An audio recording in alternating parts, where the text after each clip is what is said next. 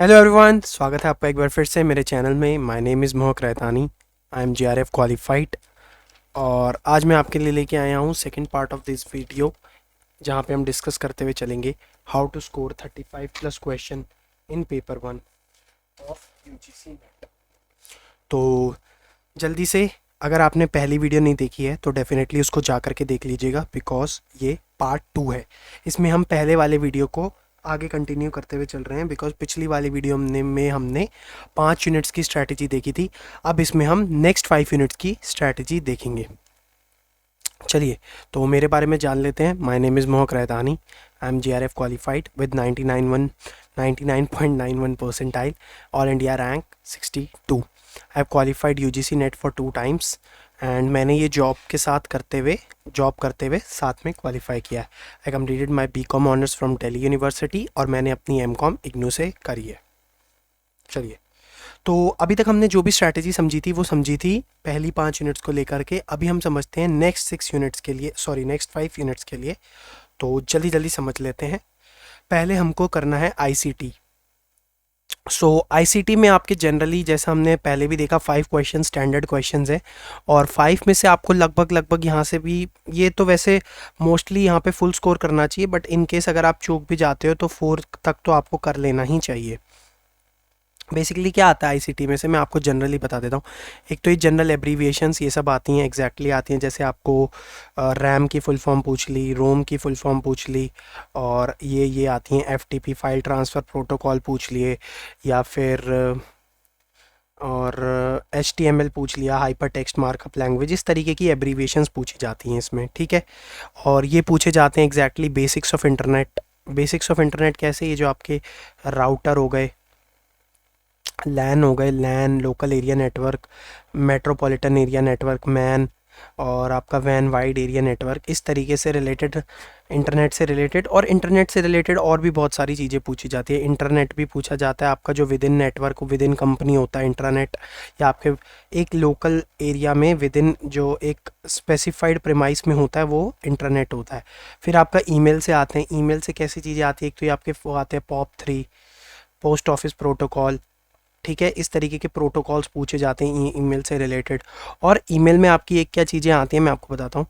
जैसे आपसे ये पूछा जाता है, ये सब PYQs की चीज़ें बता रहा हूँ मैं आपको, जो जो मैंने देखी हैं, जो जो जनरली रिपीट भी होती हैं। एक आता है ये 2 BCC CC, कि 2 वाले को कौन देख सकता है, हु कैन सी, है ना। और ये BCC वाले में भी सेम, कि इसको कौन देख सकता है। जनरली BCC हम यूज़ करते हैं हाइड करने के लिए। तो जो यहाँ पे पार्टिसिपेंट होता है ना, ये वालों को ना, ये CC भी नहीं देख सकता और 2 भी नहीं देख सकता, ठीक है। ओनली फ्रॉम वाला देख पाता है, जिसने भेजा होता है, बाकी कोई नहीं देख सकता इसको, ठीक है। तो ये सब चीज़ें भी आपकी इस तरीके से पूछी जाती है। फिर ये ऑडियो वीडियो आपको पूछा जाता है। इनमें फाइल्स के बारे में पूछा जाता है, जैसे ऑडियो की कौन सी फाइल्स होती है, वेव, है ना, और आपका ये होती हैं MP3 हो गई। फिर इसमें भी आपसे कई बार ऑडियो वीडियो वाली फाइल्स पूछता है, जैसे ऑडियो की कौन सी है, वीडियो की कौन सी है। जैसे MP4 ऑडियो प्लस वीडियो दोनों होती हैं, ठीक है। इस तरीके के क्वेश्चन आते हैं।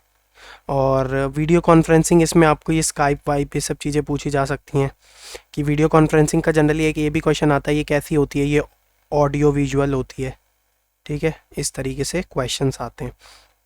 अच्छा, एक चीज़ और बताता हूँ, इसमें आपका एक ये भी आते हैं, ये चीज़ यहाँ पे स्पेसिफिकली मेंशन नहीं है बट आजकल आ रही है, आपका लेयर, OSI लेयर, ये वाला इंपॉर्टेंट टॉपिक है, इस बार भी आया था। जैसे लेयर्स होती हैं बहुत सारी आपकी, ठीक है। यहाँ पे आपकी 6 लेयर्स होती हैं, फिजिकल लेयर ऐसे करके और भी सारी लेयर्स होती हैं।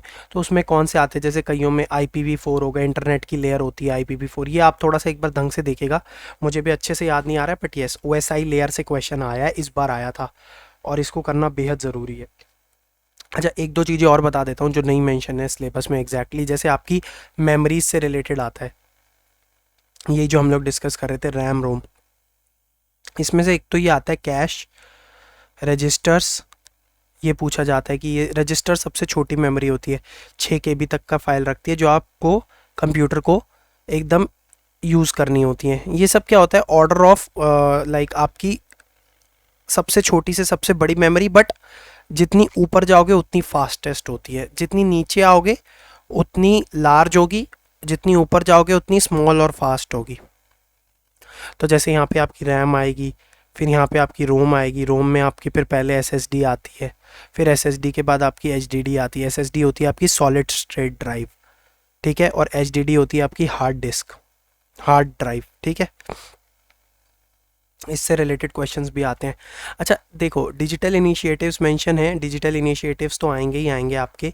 ये आपके आते हैं, ये सब हो गए, जैसे मैंने कहा था ना, वो स्वयं हो गए, स्वयं प्रभा, ये सब यहाँ भी पूछे जाते हैं। और यहाँ पे ये सब भी आते हैं आपके, ये जैसे टॉक टू टीचर हो गए, है ना, और आईआईटी रुड़की के, और इनके जो भी ये आईआईटी बॉम्बे ने बहुत सारे प्रोग्राम्स बनाए हैं, इसमें आपके ये सब भी पूछे जाते हैं। जैसे ये हो गए आपके फॉसी हो गया, फ्री ओपन सोर्स सॉफ्टवेयर्स हो गए, है ना, और कुंड हो गया, ये जो आपका प्लेजरिज्म डिटेक्शन सॉफ्टवेयर्स होते हैं। फिर आपका ये होते हैं स्वयं प्रभा हमने डिस्कस कर लिया, यस। इग्नू के हो गए आपके, ज्ञान ज्ञान दर्शन हो गया, है ना, ये आपका टीवी से रिलेटेड है। फिर आपका ज्ञानवाणी हो गया, ये आपका एफएम नेटवर्क है। और भी बहुत सारे, एव्यू हो गया, ठीक है, टीचर्स के लिए ये, ऐसे करके क्वेश्चंस आते हैं। अच्छा एक क्वेश्चन इनमें और वो वाले भी आते हैं, यहाँ पे दिए नहीं है, आप यहाँ पे लिख सकते हो। जैसे एक सेकंड, इसको मैं मिटा देता हूँ, मैं आपको नीचे ही समझा देता हूँ। जैसे आपके फ़िशिंग से रिलेटेड होगा, ये फ़िशिंग हो गया, ट्रोजन हॉर्स, ये सब आपके वायरस से रिलेटेड है कि किस किस तरीके के वायरस और मालवेयर्स आते हैं आपको। ट्रोजन वायरस हो गया, और आपका ये हो गया स्किमिंग हो गया, स्टीलिंग इन्फॉर्मेशन होती है इसमें, मतलब इस तरीके के क्वेश्चंस आते हैं। इसमें भी और भी होते हैं मालवेयर्स, आप देख लीजिएगा तो आपको समझ आ जाएगा। तो लगभग लगभग आईसीटी में आप ये सब चीज़ें अगर कर लेते हैं तो आपका बेसिक तो है जो आपका क्लियर हो जाता है। अच्छा एक चीज़ और आता है आपका ये इंटरप्रेटर, ये ट्रांसलेटर्स होते हैं। तो इसमें आपका ऐसे मशीन लैंग्वेज, एक कंपाइलर और इसके बीच में आता है डिफरेंस, ट्रांस इंटरप्रेटर कंपाइलर, ये आपकी असेंबली लैंग्वेजेस को कन्वर्ट करते हैं मशीन लैंग्वेज में, ठीक है। एक बार ये चेक कर लीजिएगा, अगर मैंने थोड़ा ऊपर नीचे बोला असेंबली और मशीन का डिफरेंस, उल्टा भी हो सकता है ये, ठीक है। एक बार ये वाला पॉइंट आप चेक कर लीजिएगा। तो ये इंटरप्रेटर और कंपाइलर, इससे रिलेटेड क्वेश्चन भी आता है। जैसे एक होता है इसमें से जो आपका लाइन बाय लाइन करता है, इनमें से एक होता है एक जो आपका लाइन बाय लाइन करता है, और एक होता है जो एक साथ कर देता है आपका ट्रांसलेट, ठीक है। तो ये भी आप देखिएगा। चलिए डेटा इंटरप्रिटेशन देखते हैं इसके बाद हम। डीआई में बहुतों को डर लगता है, जैसा मैंने कहा कि मैथ्स आती है, मैथ्स देखते ही बहुत लोगों का बुखार छूट जाता है। लेकिन आपको ये याद में रखना है किसी भी तरीके से कि आपको यहाँ तो 4 से 5, 4 तो उठाने ही उठाने हैं, कैसे भी उठाओ। 4 तो आपको करेक्ट करने ही पड़ेंगे, और लेकिन जनरली अच्छा स्कोर 5 ही माना जाता है यहाँ पे, क्योंकि डीआई ऐसी चीज़ है ना, इसके लिए आपको कुछ अलग से नहीं करना है, बट हाँ मेहनत तो करनी है, ऐसा नहीं है। बट अगर आपने थोड़ी मैथ्स में कमांड हासिल कर ली तो डीआई करने में आपको ज़्यादा टाइम नहीं लगेगा। मैं आपको समझाता हूँ, इसके लिए आपको मैं एक गोल्डन की देता हूँ यहाँ पे, इसको करने के तरीके। आप लोग बस दिन का एक डीआई लगा लो बस। अभी भी आपके पास अगर मान लो 90 डेज हैं, और अगर आप एक डीआई रोज का लगाते हो तो 90 डीआई आप लगा लोगे पेपर में जाने से पहले, ये बहुत सफिशिएंट है। और इसके अलावा भी आप डीआई लगा लोगे, मैं बताता हूँ कैसे। जैसा मैंने आपको बताया था अपनी वीडियो में 90 डे स्ट्रैटेजी वाली, अगर आपने वो नहीं देखी है 90 डे स्ट्रैटेजी वीडियो, तो जाके देख लेना कि एक मॉक आपको हर बार देना है, तो वो एक मॉक में आपको एक डीआई ज़रूर मिल जाएगा। तो लगभग अगर आप मान के चल लो, आप 10 मॉक भी दे देते हो, 10 से 15, तो 10 से 15 डीआई आपके यहाँ हो जाएंगे। तो 90 + 10 ऑलमोस्ट 100 डीआई आप करके जाओगे, और उसके बाद आपको 5 नंबर लेने से कोई नहीं रोक सकता। ये डीआई ने is all about practice, maths is all about practice. जितने ज़्यादा लगाओगे उतनी ज़्यादा स्पीड बनेगी, उतनी ज़्यादा फास्टली समझ आएगा, और आपको जनरली रियलाइजेशन हो जाएगा। इसमें जनरली ऐसे क्वेश्चंस आते हैं जैसे बार डायग्राम्स दिए होंगे, या टेबल दी होंगी, है ना, या आपका पिवट चार्ट दिए होते हैं, जनरली ऐसे ही आते हैं। ज़्यादातर आजकल टेबल्स ही आते हैं, टेबल दी होती हैं, जैसे दिए होंगे यहाँ पर अपीयर कितने हैं, पास कितने हैं, ऐसे करके दिए, मतलब बहुत सारे वो हैं। ये जब आप देखोगे ना एक बार डीआई के क्वेश्चंस, तो आपको समझ में आ जाएंगे। प्रीवियस ईयर क्वेश्चन कहीं से भी उठा के देख लेना। बट इसकी मेन की मैंने जैसा कि कहा, प्रैक्टिस तो आपको करनी ही पड़ेगी। अगर आप इसको एक दिन में एक भी कर लोगे तो आपका डीआई पोर्शन सॉर्टेड है। चलिए लॉजिकल रीजनिंग, ये भी बहुत लोगों को ये मुश्किल यूनिट लगती है, क्योंकि रीज़न बीइंग इसमें अब हमारा ये इंडियन लॉजिक भी ऐड हो रखा है। इंडियन लॉजिक भी ऐड हो रखा है। चलिए एक बार ये देख लेते हैं। इसमें आपको ये देखना है structure of arguments, argument form, structure of categorical propositions, mood and figure, formal and informal fallacy, language, connotation, ये सब सारी इंपॉर्टेंट चीज़ें जितनी भी मैंने अभी मार्क करी है ना, ये सारी इंपॉर्टेंट चीज़ें। देखो स्ट्रक्चर ऑफ आर्ग्यूमेंट्स आपको ये सीखने होगा, एक तो सिलॉजिज्म सीखना होगा यहाँ से। सिलॉजिज्म में आपको एक बार ये सीखना होगा, एक तो एरिस्टोटल वाला, और एक आपको ये मूड एंड फिगर सीखना होगा जो बुलियन ने दिया है। मूड एंड फिगर बुलियन ने जो दिया है, इसमें आपको फिगर देखनी होती है, जैसे A1, ठीक है, बारबेरा होगा, ठीक है, तो ये कंडीशनल इन अनकंडीशनली वैलिड होती है। ऐसी आपको चीज़ें यहाँ पे सीखनी पड़ेंगी। ये क्वेश्चन आते हैं, बिल्कुल आते हैं, इसलिए स्किप करने की कोशिश मत करना ये सोच के कि इसको करे बिना भी हम जा सकते हैं, इसलिए ये बहुत इंपॉर्टेंट है। एक तो ये हो गए आपके सिलॉजिज्म के। आर्ग्यूमेंट फॉर्म्स आती हैं, किस तरीके की आर्ग्यूमेंट है, जैसे यहाँ पे आपका डिडक्टिव और इंडक्टिव भी आता है, जो आप ये पढ़ते हो ना, डिडक्टिव आर्ग्यूमेंट्स कौन से होते हैं, इंडक्टिव कौन से होते हैं, ठीक है। डिडक्टिव आपके जाते हैं जनरल टू पर्टिकुलर पे, और यहाँ उल्टा होता है, ये पर्टिकुलर टू जनरलाइजेशन होती है, ठीक है। फिर आपकी स्ट्रक्चर ऑफ कैटेगोरिकल प्रोपोजिशन, जो स्ट्रक्चर होता है कैटेगोरिकल प्रोपोजिशंस का, जैसे ये आपका ये हो गया, एक ये आते हैं, ये सब आपको पता होना चाहिए। ऑल जो आपका होता है ए होता है, सम नॉट, सॉरी पहले नो लिख लेते हैं हम, नो जो आपका ई होता है, फिर आपका सम जो कि आपका ओ होता है, सॉरी आई होता है, फिर आपका सम नॉट जो आपका ओ होता है, ठीक है। इस तरीके की चीज़ें आपको सीखनी पड़ेगी यहाँ पे। और इसमें फिर बहुत सारे आजकल नई चीज़ें ये ऐड हो गई हैं इसमें, जो ये अब बहुत पूछे जा रहे हैं, कन्वर्जन, ऑब्वर्जन, इस तरीके के क्वेश्चन ये आपको सीखने पड़ेंगे अलग से। ये अब पेपर का लेवल वैसा नहीं रहा है, थोड़ा उठा दिया गया, इसलिए आपको थोड़ा डीप भी जाना पड़ रहा है पेपर को अच्छे से क्लियर करने के लिए और अच्छे मार्क्स उठाने के लिए। आपको थॉरो होना पड़ेगा, आपको जो पेपर है ना उसको आपको बिल्कुल डेप्थ तक जानना पड़ेगा। ऐसा नहीं है कि अगर आप ऊपर ऊपर से करके चले जाओ। देखो 35 क्वेश्चन लाना कोई मजाक की बात नहीं है। 35 क्वेश्चंस लाने के लिए आपको मेहनत लगेगी, और वो मेहनत आप ऐसे नहीं कर सकते कि आप बिल्कुल ही हवा हवा में सिलेबस उड़ा के चले जाओ, ठीक है। आपको हर एक चीज़ इन डेप्थ पता होनी चाहिए, तभी आप क्वेश्चंस को अटेम्प्ट कर पाओगे। बिकॉज क्वेश्चंस ना आजकल, जैसा मैंने कहा, रट्टे वाले नहीं आ रहे, बहुत स्ट्रक्चर्ड क्वेश्चंस पूछे जाते हैं। आपको टेस्ट किया जा रहा है कि आपने हमारे सिलेबस को अच्छे से समझा है कि नहीं समझा है, ठीक है। So that is very important. Modes and figure मैंने आपको समझा दिया, ये भी आती है, फॉर्मल एंड इनफॉर्मल फैलेसी, इसका भी अलग से क्वेश्चन है आपको देखने को मिलेंगे। जैसे आपकी ये वाली आती हैं, पेटिशियो प्रिंसिपी, ठीक है। पेटिशियो, मैं एक दो के नाम लिख रहा हूँ, ज़्यादा नहीं लिख रहा, आप लोग देखोगे तो आपको समझ आ जाएगा। स्ट्रॉमैन फैलेसी, इस टाइप की फैलेसीज आती हैं, ये सब करने भी बहुत इंपॉर्टेंट है। These are very important, this is very important, sorry या दिस इज़ वेरी इंपॉर्टेंट, करना बेहद ज़रूरी है, इसको मिस नहीं करना। Connotation and denotations of term, ये आती है यूजेस ऑफ लैंग्वेज, ये ऐसे आजकल चीज़ें आने लगी हैं आपकी, मैं आपको यहाँ नीचे बताता हूँ क्या। जैसे आपकी डेनोटेशन हो गई, डेनोटेटिव टर्म जो होती है वो आपकी डिक्शनरी मीनिंग होता है, ठीक है, डिक्शनरी मीनिंग। और कॉनोटेटिव आपका इमोशनल अटैचमेंट होती है, जैसे आप कहते हो स्वीट होम, तो ये आप जो इमोशनल अटैचमेंट लगा रहे हो इसके साथ, ये आपकी कॉनोटेटिव लैंग्वेज होती है, ठीक है। तो ये आपको आना ज़रूरी है। इसमें बहुत सारे आते हैं ऐसे इस तरीके के, और भी वर्ड्स होते हैं जिसमें आपको, जैसे परसुएसिव लैंग्वेज, लैंग्वेज के बहुत तरीके होते हैं। परसुएसिव हो गई आपको, ठीक है, ऑब्सटेंसिव हो गई, ये वाली चीज़ें आपको देखनी ज़रूरी हैं। फिर आपका स्क्वायर ऑफ ऑपोजिशन आता है। स्क्वायर ऑफ ऑपोजिशन जैसा कि हमने पढ़ा, इफ़ ए, ये होता है आपका क्रॉस स्क्वायर ऑफ ऑपोजिशन इस तरीके से, AEIO। इसमें क्या होता है, ये जो ट्रू होता है ये डाउनवर्ड जाता है, और इसको आप बोलते हो सबऑल्टर्न, सबऑल्टर्न। फिर ये आपका इधर होता है, फिर ये क्रॉस होता है, ये आपका होता है कॉन्ट्रेरी, ये आपका होता है कॉन्ट्राडिक्टरी, और ये आपका होता है सब कॉन्ट्रेरी।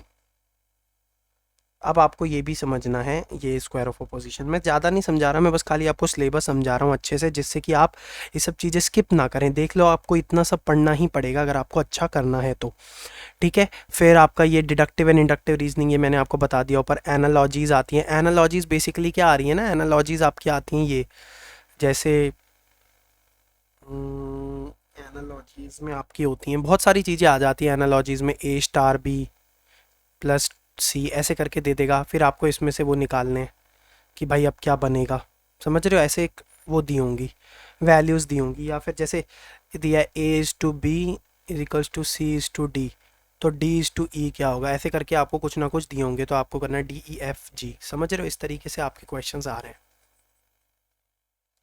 फिर आ जाते हैं हम लोग वेन डायग्राम पे।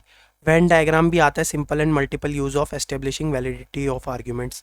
वेन डायग्राम से क्वेश्चन आजकल तो ज़्यादा देखने को मिल रहे नहीं है, बट इससे बेसिक जनरल क्वेश्चन आ जाता है। वेन आपका बेसिकली यूँ बनता है, ठीक है, इसमें आप यहाँ पे मिडल टर्म लिखते हो, यहाँ पे आप सब्जेक्ट लिखते हो, यहाँ पे प्रेडिकेट लिखते हो, तो ये इतना नहीं आ रहा है ज़्यादातर, तो आप इसको थोड़ा सा, एक दो क्वेश्चन आते हैं कि जैसे ये 3 ओवरलैपिंग सर्कल्स होते हैं, तो ये वाली चीज़ें आप बस ज़्यादा याद रखना, इसमें कोई बहुत ज़्यादा डीप जाने की नीड नहीं है, ठीक है। आया भी तो इसमें फिर वो थोड़ा वैसे क्वेश्चन बन के आ जाएगा कि ये वाली वैल्यू क्या है क्रिकेटर्स, मतलब वो थोड़ा अलग तरीके का क्वेश्चन हो जाता है, वो थोड़ा सा लॉजिकल आपका रीजनिंग का भी पार्ट हो जाता है, ठीक है। अब आइए बहुत इंपॉर्टेंट बात, Indian logic, means of knowledge, प्रमाण, प्रत्यक्ष, परसेप्शन, ये सब आता है, उपमान, जितने भी वर्ड्स हैं, अर्थपत्ति, अनुपलब्धि, ये बहुत ही इंपॉर्टेंट है पढ़ना, स्ट्रक्चर एंड काइंड ऑफ अनुमान, व्याप्ति, व्याप्ति पढ़ना है आपको, हितु भाषा पढ़ना है, ये सब बहुत ही इंपॉर्टेंट है। इंडियन लॉजिक तो मान के चल लो 2 से 3 क्वेश्चन हर बार आ रहे हैं, इसको तो स्किप करना बहुत बड़ी बेवकूफ़ी होगी।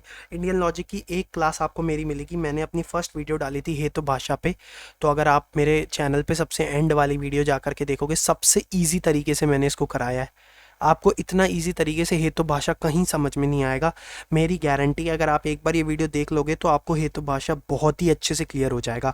अगर नहीं हो, कुछ भी दिक्कत हो, तो भी आप मुझसे टेलीग्राम में अलग से पूछ सकते हो, लेकिन मेरी गारंटी है अगर आप हेतु भाषा एक बार मेरा चेक कर लोगे ना, तो आपको बहुत ही अच्छी क्लैरिटी मिल जाएगी। और यहाँ से एक क्वेश्चन हर बार आ रहा है, हर बार जब से आया है ये सिलेबस में, हर बार हेतु भाषा का क्वेश्चन आया ही आया है, तो आप ये स्किप नहीं कर सकते, ठीक है।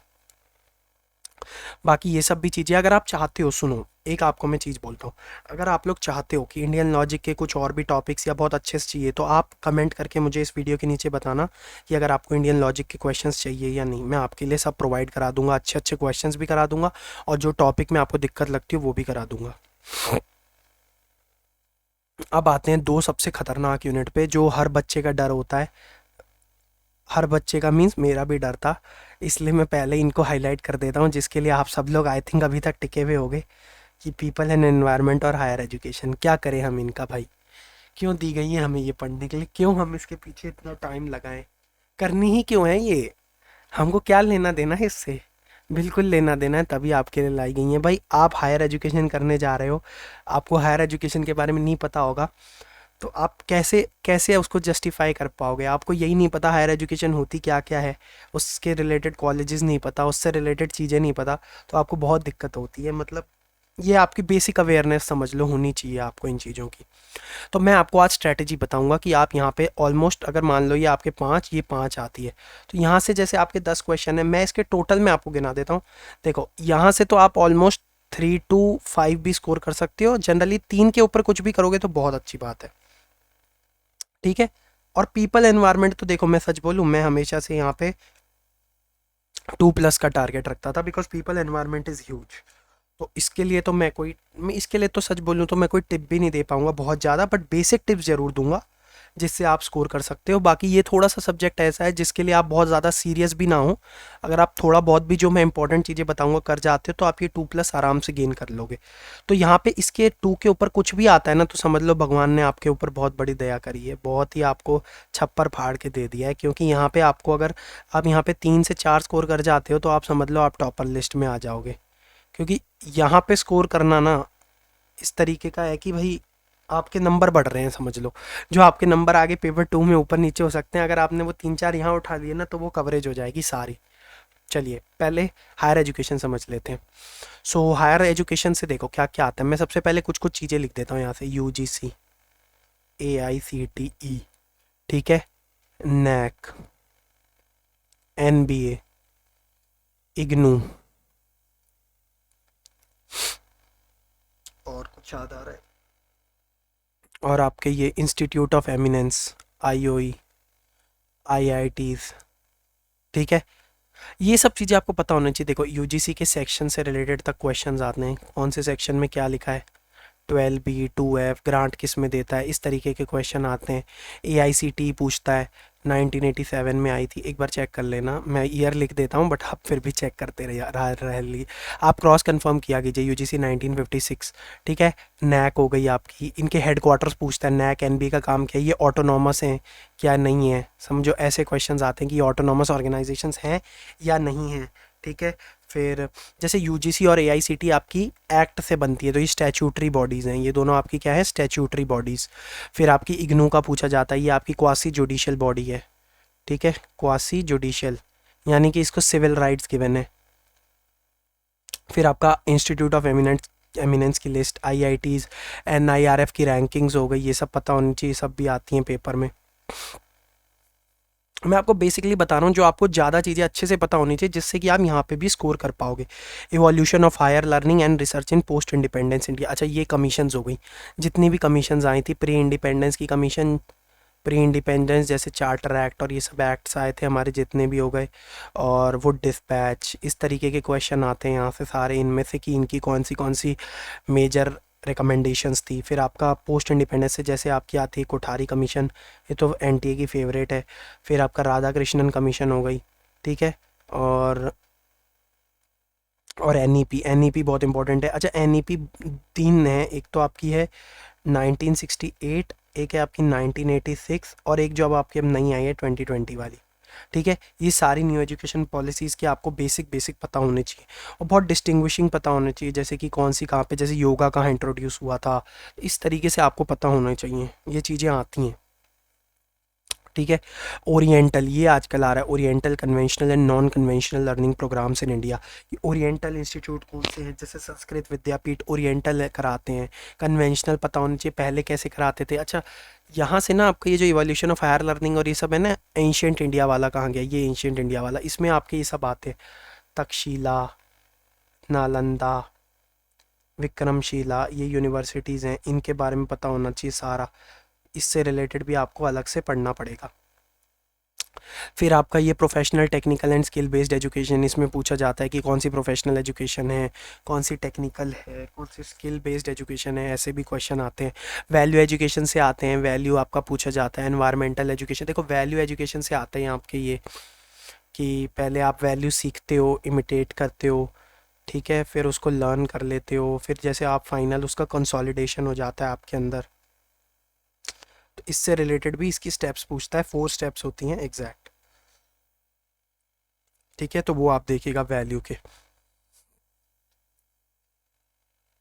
पॉलिसीज गवर्नेंस एंड एडमिनिस्ट्रेशन, देखो यहाँ पे ना पहले जनरली क्या होता था, पहले यहाँ पे पॉलिटिकल होती थी, मतलब पॉलिटिकल साइंस, ये जो आपकी लोकसभा राज्यसभा, आजकल ये हटा के इसको कर दिया गया पॉलिसीज गवर्नेंस एंड एडमिनिस्ट्रेशन। अब इसका सिलेबस कोई एग्जैक्ट नहीं आप बता सकते क्या आ सकता है, आने को तो बहुत सारी चीज़ें आ सकती है, बट इस वाले पोर्शन के लिए आप थोड़ा PYQs ज़्यादा लगा लोगे और बाकी सारी चीज़ें स्ट्रॉन्ग कर लोगे, तो इसको बहुत ज़्यादा करने की नीड नहीं है। मेरा सजेशन है कि आप इसको थोड़ा सा स्किप भी कर सकते हो, कोई दिक्कत नहीं है। बाकी जो मैंने बाकी चीज़ें लिख रहा हूँ वो चीज़ें आप बहुत अच्छे से कवर करना, ठीक है, उनमें कमी मत करना। अच्छा आपके ये वेद से भी आता है यहाँ पे से बहुत सारा, एक ऋग्वेद, यजुर्वेद, ठीक है, सामवेद, ये सब चीज़ें आती हैं। वेदास पढ़ने ज़रूरी है। एंशियंट एजुकेशन से काफ़ी कुछ आने लगा है आजकल, एंशियंट चीज़ें बहुत पूछने लगा है, बहुत इंटरेस्ट है इसको एंशियंट एजुकेशन में, और रिसेंट वालों में भी है जो मैंने आपको बताई, ठीक है।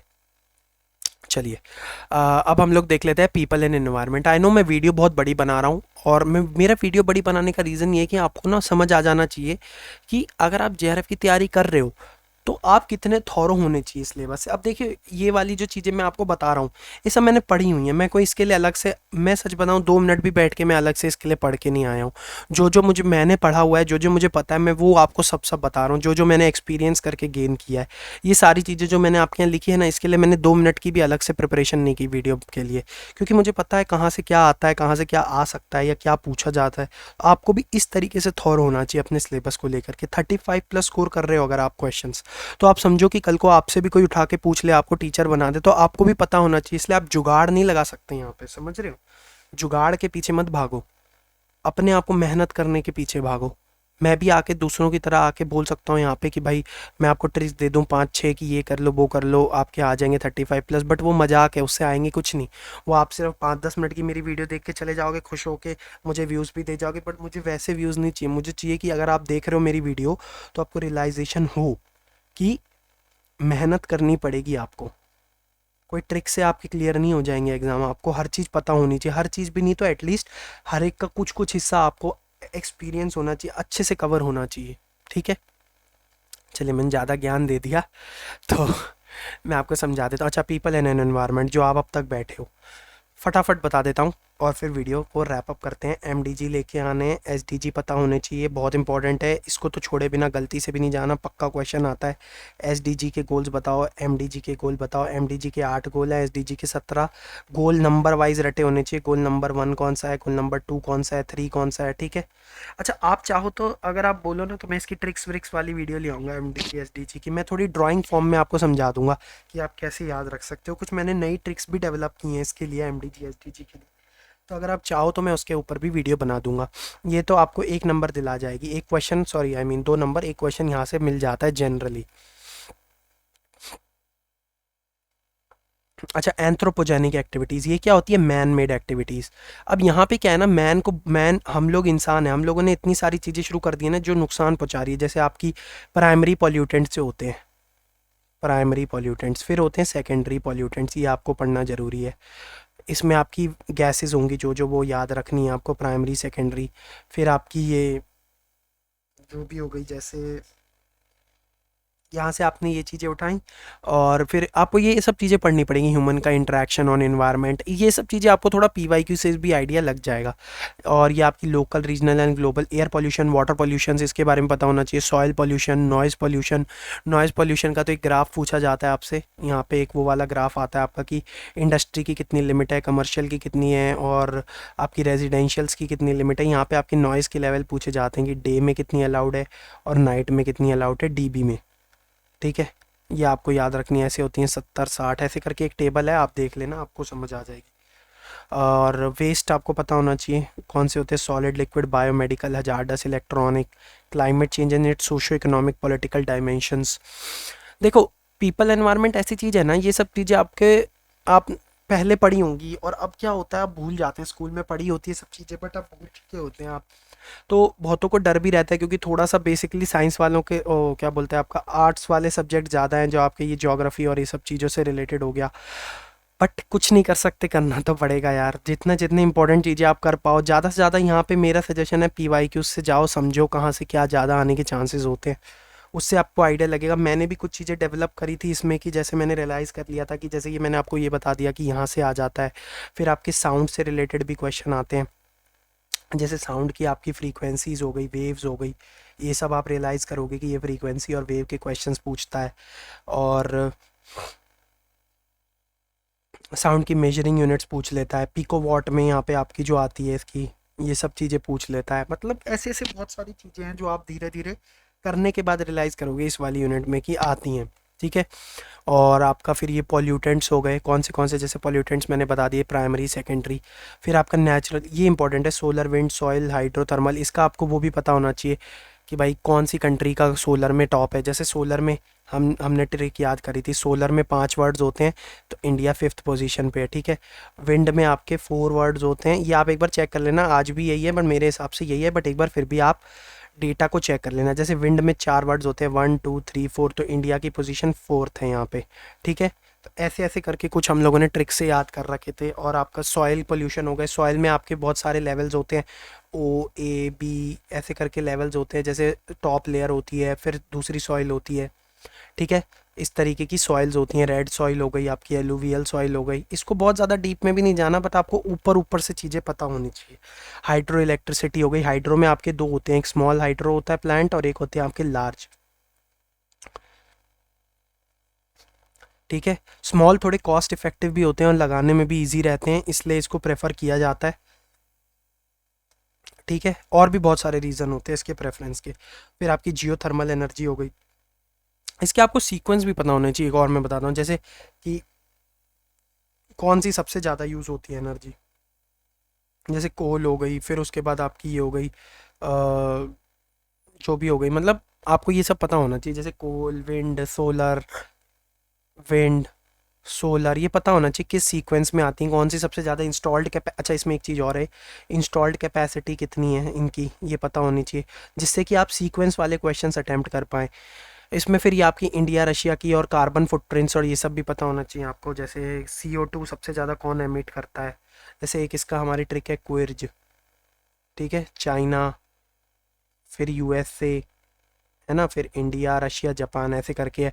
फिर आपकी इसमें दो चीज़ें होती है, एक तो होती है आपकी ओवरऑल में और फिर पर कैपिटा होती है। पर कैपिटा में चाइना आगे नहीं, क्योंकि पॉपुलेशन से डिवाइड कर देते तो पर कैपिटा में कार्बन एमिशंस कम हो जाते हैं, ठीक है, दूसरी कंट्रीज़ के सीक्वेंस आ जाते हैं, तो वो भी आपको याद रखने हैं। ये क्वेश्चंस आते हैं। फिर आपके ये आते हैं natural hazard, disaster, mitigation strategies जो भी हो गई, कि कैसे हम आपदा को बचा सकते हैं, आप डाइक्स बना सकते हैं। जैसे आपने यहाँ पे ये क्या बोलते हैं, लकड़ी के ढांचे बना लिए, जिससे कि आप प्रिपेयर हो रहे हो, कोई अगर बाढ़ वाड़ आती है उससे बच जाते हो। इस तरीके के क्वेश्चन ये बेसिक पूछता है, आपकी अंडरस्टैंडिंग से हो जाते हैं। अच्छा, ये बहुत इंपॉर्टेंट है, इन्वायरमेंटल प्रोटेक्शन एक्ट। इसमें आपके बहुत सारे एक्ट आते हैं, इसलिए आपको ये पढ़ना ज़रूरी है। इसमें आपके जैसे इन्वायरमेंटल के मैं आपको बताता हूँ क्या क्या आते हैं। एक तो वाटर हो गया, फिर आपका वाइल्ड लाइफ एक्ट हो गए, वाइल्ड लाइफ से रिलेटेड जो एक्ट हो गए। फिर आपके वाइल्ड लाइफ, ये थोड़े सेंचुरीज से रिलेटेड जो है, ठीक है। एनवायरमेंटल के सारे एक्ट्स को मर्ज कर दिया गया था और इसमें लाया गया था, ठीक है। पोल्यूशन एक्ट्स हो गए, इस तरीके के बहुत सारे एक्ट हैं, तो ये आप पढ़ना यहाँ से।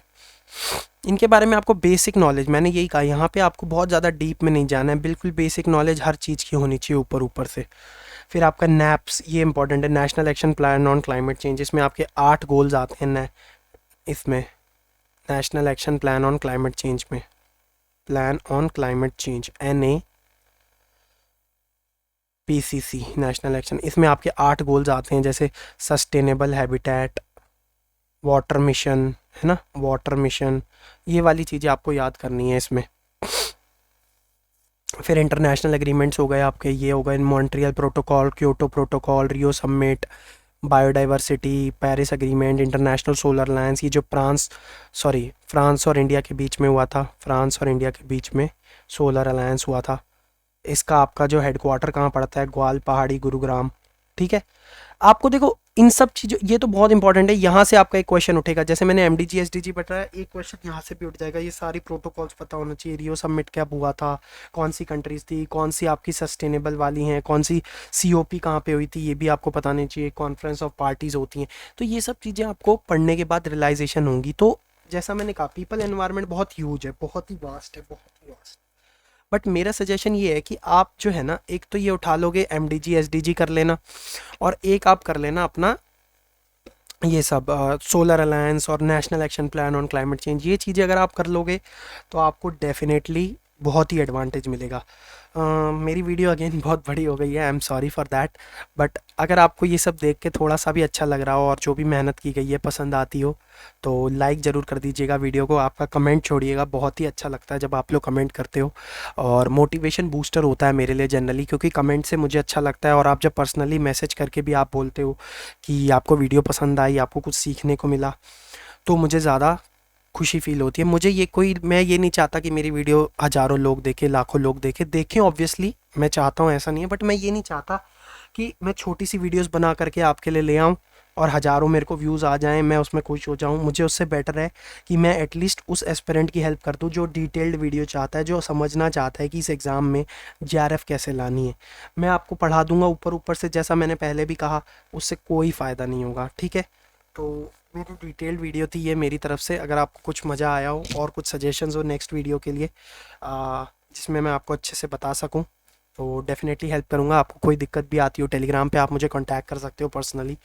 और कुछ आपको कुछ अलग से कोई पर्सनल चीज़ें समझनी हो तो भी आप कांटेक्ट कर सकते हो। पर्सनल इन द सेंस कि आपको ICT में दिक्कत आती है, कुछ भी दिक्कत आती है, तो आप डेफिनेटली मुझे अलग से कांटेक्ट कर सकते हैं। और सब्सक्राइब करके जाना चैनल को। Thank you so much for watching, take care, peace, bye.